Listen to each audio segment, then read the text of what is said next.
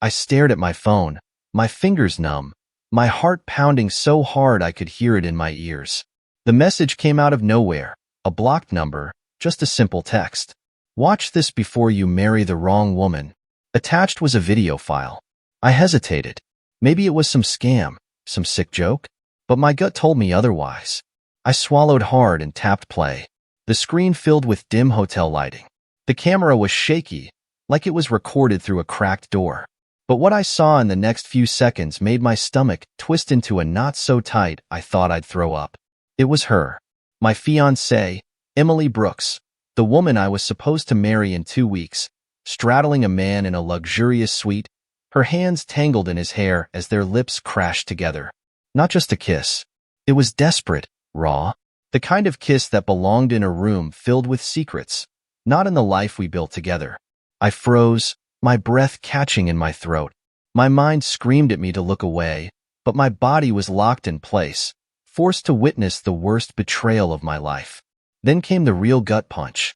The man in the video wasn't some random guy. It was Andrew Harris, a name I knew all too well. My father's business partner, a man I'd shaken hands with, a man who had smiled at me at our engagement party last month, a man who, according to this video, had been fucking my fiancée behind my back. I gripped the phone so tightly my knuckles turned white, a rage so deep it burned through my veins. I played the video again, forcing myself to memorize every disgusting detail. Emily's breathy moans, Andrew's hands all over her, the way she whispered something in his ear, something that made him grin like he had won a prize. That prize was me.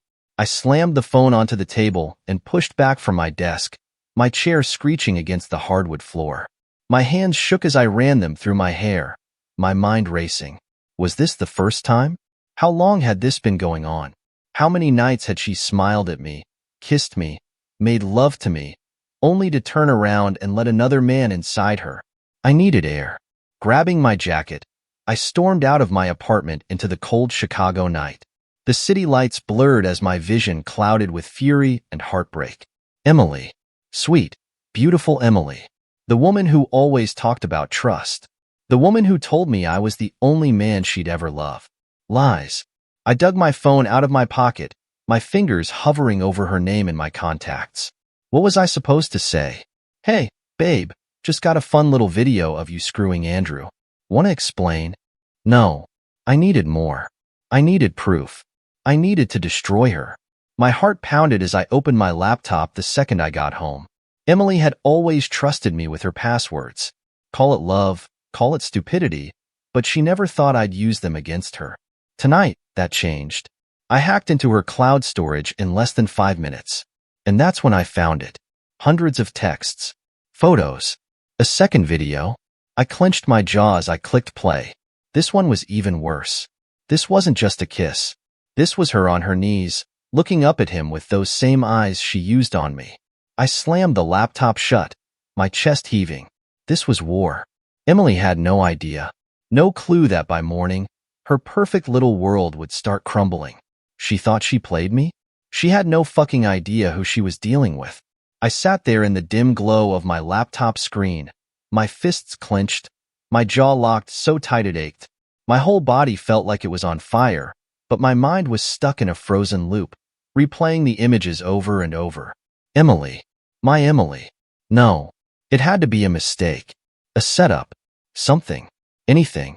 I grabbed my phone and scrolled through our last texts. Emily. I miss you so much, baby. 2 weeks until I'm officially Mrs. Carter. Emily. Can't wait to spend forever with you.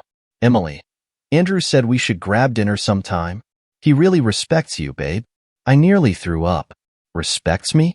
The same guy who was fucking her in a hotel room like some cheap side fling? I dialed her number. Ring. Ring. Ring. Voicemail. I gritted my teeth and tried again. Ring. Ring. Click. A text popped up a second later. Emily. Hey babe. Can't talk right now. I'm with my mom. Everything okay? I stared at the message, while rising in my throat. With her mom? No. I knew exactly where she was. And it wasn't some cozy mother-daughter night. I wanted to call her out right then and there, to send her the video, to tell her I knew everything. But something in me stopped. Not yet. If I did this now, she'd find a way to twist it, make excuses, maybe even gaslight me into thinking I was crazy. No, I needed more than just rage. I needed evidence. The investigation begins. I pulled up her iCloud account again and went straight for her messages. Most were normal. Texts to her mom, friends, some wedding planners. And then I saw his name, Andrew Harris. My stomach clenched as I clicked on the conversation. Emily, tonight was amazing. Can't believe we almost got caught, lol. Andrew, worth the risk. You looked fucking perfect. Emily, think James suspects anything? Andrew, nah. He's too nice. Too trusting. That's what makes this so fun. I gripped my phone so tight my knuckles turned white. Fun. This wasn't some mistake. Some drunken lapse in judgment.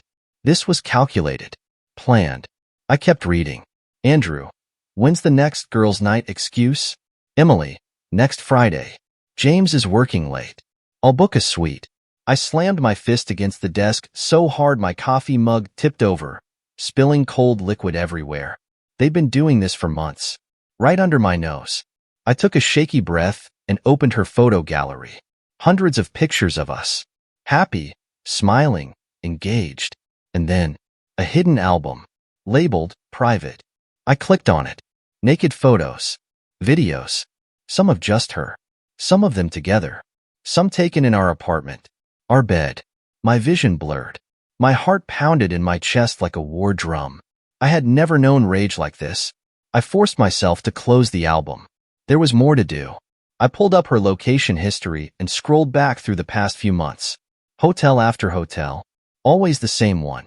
Always on the nights she claimed to be working late or out with the girls. Every lie unraveled right in front of me. A twisted spiderweb of deceit. The calm before the storm. For a moment, I just sat there, staring at the screen. Everything felt surreal.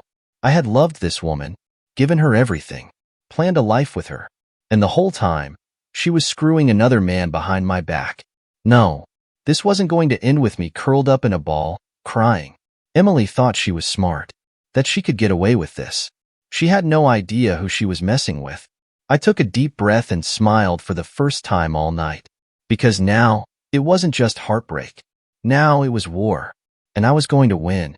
The city outside my apartment window blurred into streaks of neon as I sat in front of my laptop, piecing together the puzzle of my fiancée's betrayal. The rage inside me had simmered into something colder, sharper.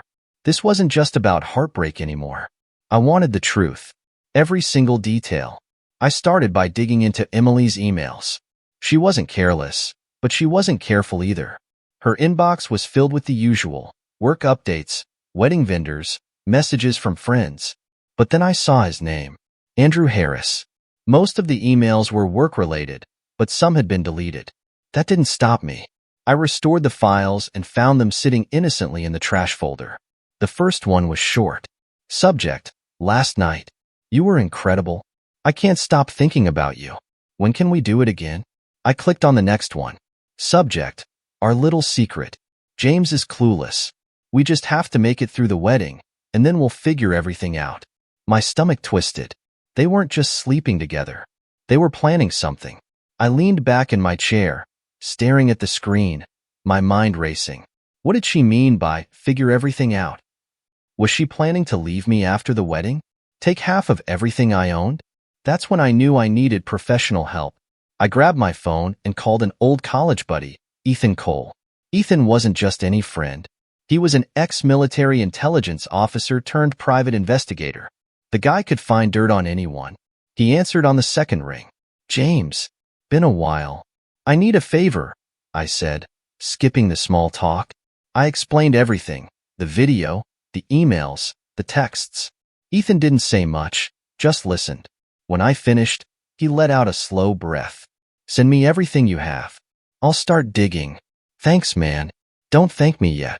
If she's screwing around with a guy like Andrew Harris, this could get ugly. I sent over the files and spent the next few hours doing my own recon. I logged into our shared bank accounts, checking for anything suspicious. That's when I noticed something strange. Emily had been withdrawing small amounts of cash every week.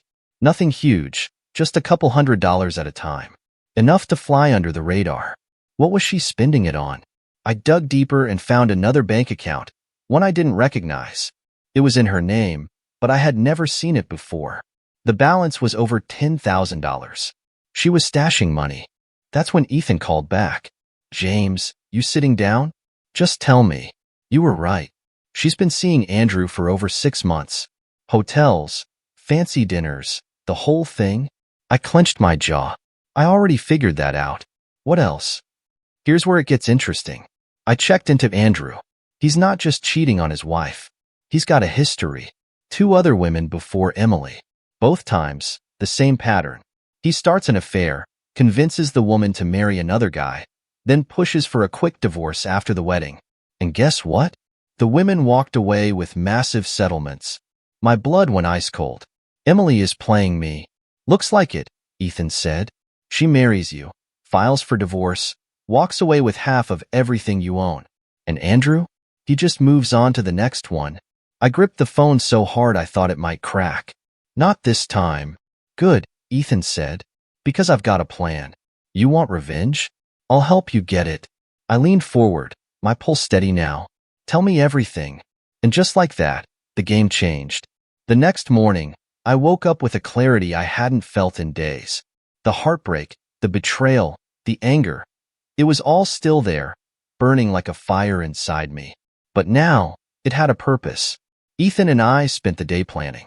He had already started gathering more dirt on Andrew, including past legal settlements and evidence of financial manipulation. Meanwhile, I focused on Emily. She had no idea that I knew. I played my part perfectly, sending her sweet morning texts, responding with excitement about the wedding, even throwing in a casual "I love you" for good measure. She ate it up. That night, when she came over, she wrapped her arms around me like nothing had changed. "I missed you," she whispered against my neck. I forced myself to hold her, to let her kiss me, to pretend like I wasn't picturing her with Andrew. It took every ounce of self-control not to push her away. Over dinner, she brought up wedding details. "My mom wants to finalize the seating chart," she said, twirling pasta around her fork. "And we need to go over the vows this weekend." I smiled, acting the part. "Yeah, we should do that." She reached across the table, taking my hand in hers. "I can't wait to be your wife." I squeezed her fingers, masking the disgust that crawled up my throat. "Me too," I lied. By the time she left, I felt like I needed a shower. But I had done what I needed to do. Emily had no idea that by this time next week, her entire world would come crashing down. The next step was gathering evidence that would hold up legally. Ethan planted a recording device in Emily's car, set to activate anytime she made a call. Within days, we had exactly what we needed. "I can't believe how easy this is," she had laughed during a call with Andrew. "James is so in love with me, he won't see it coming." Andrew chuckled. "Just keep playing your role. Once the wedding is over, we'll set the plan in motion." Ethan compiled everything: texts, calls, bank records, the hidden account, even proof that Andrew had done this before. "You've got enough to destroy both of them," he told me. That wasn't enough. I wanted to humiliate them. Emily had spent the past year planning the perfect wedding. She obsessed over every detail, every guest, every speech. It was all about her, about the image she wanted to project. So I decided to give her an unforgettable wedding. I arranged a private meeting with the venue's event coordinator and convinced them to install hidden cameras, streaming the reception live on a closed circuit. Only one screen would play it, right behind the dance floor, for all the guests to see. Next, I sent anonymous tips to Andrew's wife, providing her with the same evidence I had gathered. She responded within an hour. We met in person at a small cafe outside the city.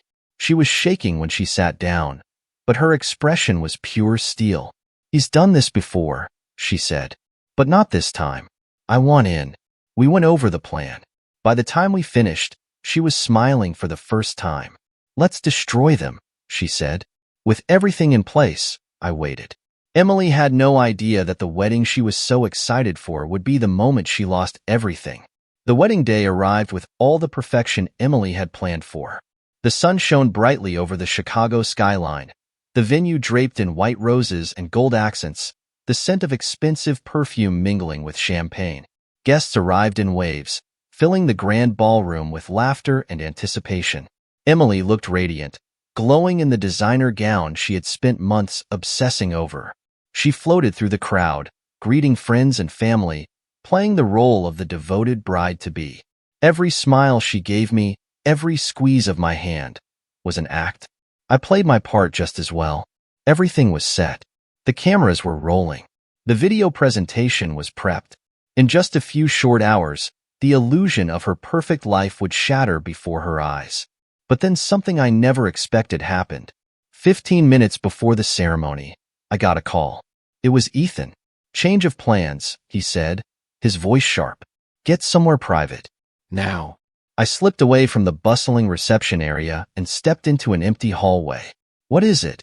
I asked. "You were right about Emily and Andrew," Ethan said. "But there's more. A lot more." A cold chill ran down my spine. "What are you talking about?" "Emily isn't just planning to divorce you for the payout," he continued. "She's been setting you up for something bigger.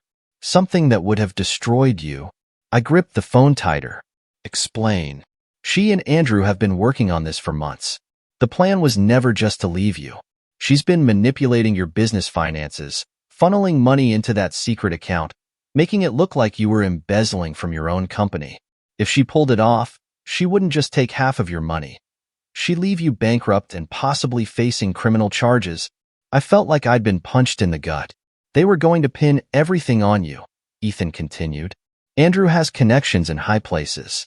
With enough legal maneuvering, you'd be the fall guy while they walked away clean." I ran a hand over my face, my pulse hammering. "So what do we do?" "We go bigger," Ethan said. "You wanted to humiliate her. Now, we destroy them both." The plan had changed, but the goal remained the same. Emily wasn't just a cheating fiancée anymore. She was an enemy. I took a deep breath and walked back into the reception, adjusting my tie, forcing a smile as I rejoined the crowd. The final act was about to begin. The ceremony went off without a hitch. Emily beamed as she said her vows, her voice dripping with devotion. I stared into her eyes, nodding at all the right moments, playing the loving groom while the noose tightened around her neck. When it was my turn, I took her hands in mine. The room fell silent. Every guest, every family member, every friend held their breath, waiting for my declaration of love. I smiled, and then I let go of her hands. "Ladies and gentlemen," I said, my voice steady, "before I make my vows, I have something very special to share with you all." Emily's smile faltered. A flicker of confusion crossed her face as she glanced at me. The lights dimmed. A projector hummed to life behind us. And then, the video played. The ballroom filled with gasps and murmurs as Emily's affair with Andrew unfolded on the massive screen. Every detail was crystal clear. The kisses, the whispers, the betrayal. Emily's face drained of color. She spun toward me, eyes wide, lips trembling. "James, please." I held up a hand, silencing her. But the video wasn't over. The next clip showed her on a call with Andrew. "James is so in love with me," her voice cooed through the speakers. "He won't see it coming." And then came the real bombshell, evidence of the financial scheme, documents, bank statements, phone calls, everything laid bare in front of our closest friends and family. Emily stumbled back, shaking her head. The silence in the room was deafening. Then, chaos erupted. Her parents looked horrified. Guests whispered, some outright cursing. Someone's wine glass shattered on the floor.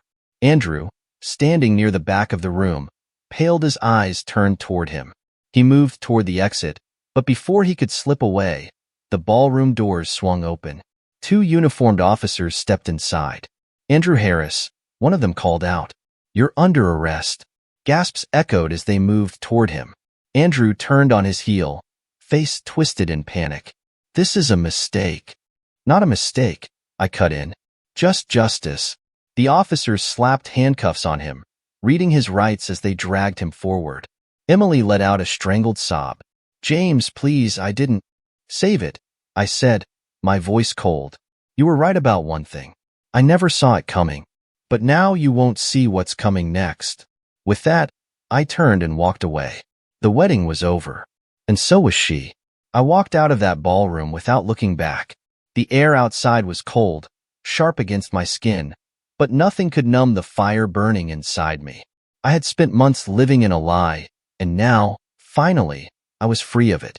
Inside, I could hear the chaos unfolding. Emily's sobs, her mother screaming, the murmur of guests trying to process what they had just witnessed. It didn't matter anymore. That part of my life was over. Ethan was waiting by the curb, leaning against his car, arms crossed. He gave me a nod as I approached. That, he said, was brutal. I exhaled, shaking my head. She deserved worse. She's about to get it, he said, pushing off the car. You ready for phase 2? I nodded. Let's finish this. We got into the car, and Ethan pulled away from the venue, merging onto the freeway. He handed me a folder from the passenger seat. Everything's in motion, he said. The financial evidence, the fraud reports, even the embezzlement charges we talked about. By the time Emily figures out what's happening, she'll be buried in legal battles. I opened the folder, scanning through the documents. Ethan had done his job well. You sure this will stick? I asked. Oh yeah, he said with a smirk. Andrew was sloppy. He thought his money could cover his tracks, but I made sure the right people saw the right things. His business partners? Already pulling out. His investors? Panicking. And Emily? Well, let's just say by tomorrow morning, she won't have access to that secret account anymore. I let the words sink in. Emily had been planning to take everything from me. Now, she was the one about to lose everything. Where's Andrew now? I asked. Processing, Ethan said. His lawyer is already scrambling, but it won't help. The fraud charges alone are enough to put him away for years. The cops are loving this. A high-profile guy like him? They'll make an example out of him. Good. I leaned my head back against the seat, letting out a breath I hadn't realized I was holding. It wasn't just about revenge anymore. It was about making sure neither of them could ever do this again. Emily had spent months playing me, thinking she had all the power. Now, she was standing in the wreckage of her own making, and I had no doubt she'd be desperate to claw her way out. She'll try to reach out, Ethan said. Probably beg. Maybe even try to flip this on you. She won't get the chance, I said. I'm done. Ethan nodded, satisfied. Then let's move on to the next part. We drove in silence for a while, the city lights blurring past. I should have been exhausted, drained from everything that had happened, but instead, I felt more awake than ever. This wasn't just about exposing them. This was about making sure Emily never got to rebuild herself at my expense. When we reached my apartment, I pulled out my phone and scrolled through my contacts until I found her name. One last message. I know what you are. I know everything. And now, so does the world. Goodbye, Emily. Then I blocked her number. Ethan smirked. That felt good, didn't it? I let out a short laugh, nodding. Yeah, it really did. Emily had thought she won, but the truth was, she never stood a chance. The morning after the wedding that never was, I woke up to the sound of my phone vibrating nonstop on the nightstand. I already knew who it was before I checked. Emily. Her name flashed across the screen, call after call, voicemail after voicemail. I didn't answer.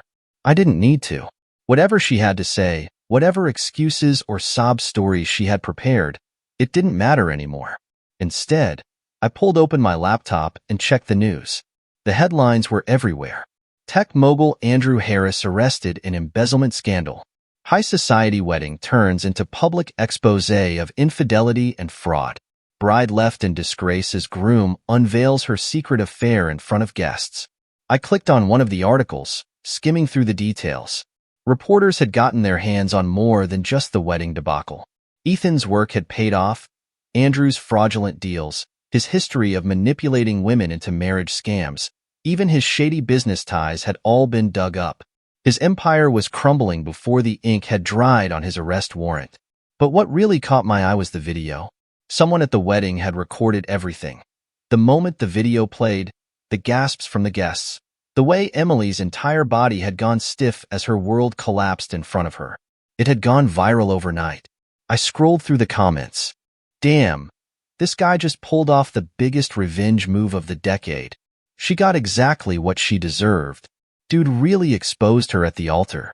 Absolute legend. The satisfaction that rolled through me was unlike anything I'd ever felt. Emily had spent months lying to my face, scheming behind my back. She thought she could play me. Now, the whole world knew who she really was. I took a sip of my coffee, leaning back in my chair as my phone buzzed again. This time, it was an email. Subject: Please, James, just talk to me. I hesitated before opening it. James, I don't even know where to start. I can't believe this is happening. I made a terrible mistake, but I swear it wasn't like you think. Andrew manipulated me. He pressured me. I never wanted to hurt you. I scoffed. That was a lie. I had the recordings to prove it. Please, just give me a chance to explain. I know you hate me right now, but I still love you.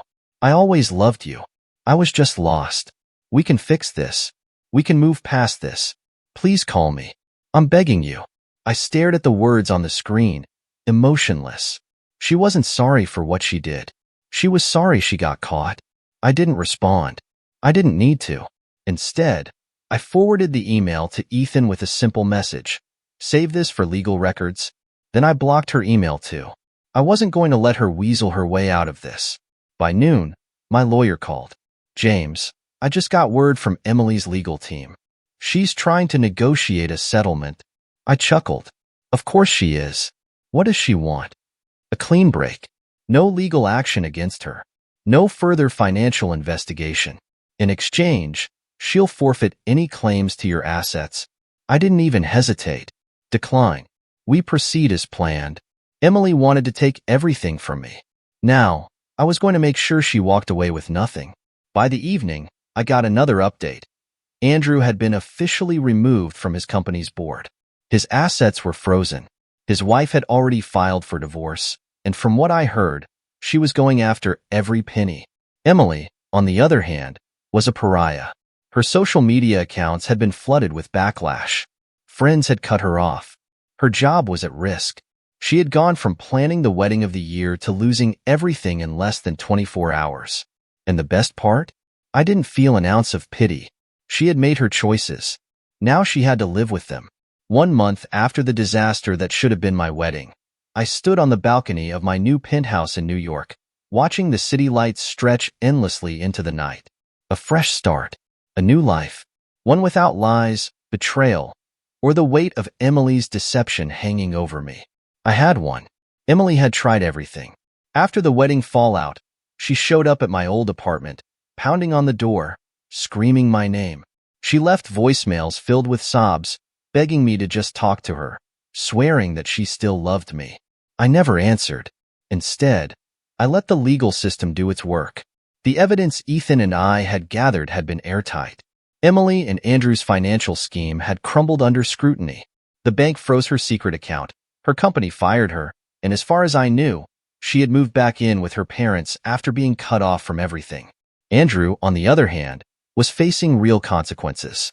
His high-powered lawyers were doing their best to fight the charges, but the damage had been done. His investors had bailed, his assets were seized, and his name was permanently tainted.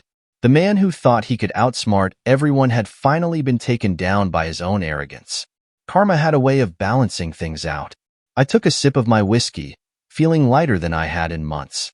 The rage that had consumed me, the need for revenge, it was gone now. I had done what I needed to do. I had exposed them, taken away their power, and walked away without a single regret. The best part? I was free. Free from the life Emily had planned for me. Free from the lies. Free to build something better. And I had. After leaving Chicago, I accepted an offer from a top tech firm in New York. A bigger position, a bigger salary, and most importantly, a fresh start where no one knew me as the guy who had been betrayed. I had no interest in love. Not yet. But I wasn't broken. If anything, I was sharper, stronger, smarter. Emily had tried to play me. She had no idea she was just setting me up to become something greater. As I turned to go back inside, my phone buzzed on the counter. I picked it up and glanced at the screen. Another email. From Emily. I almost deleted it without reading. But curiosity won out. James, I don't know where you are, but I guess that's the point. You're gone. You won. I don't have anything left to take from you, so I'm not asking for anything.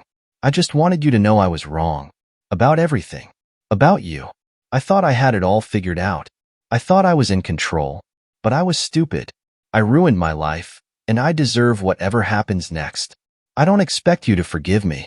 I just hope one day you won't hate me. Goodbye. I read it twice, then deleted it.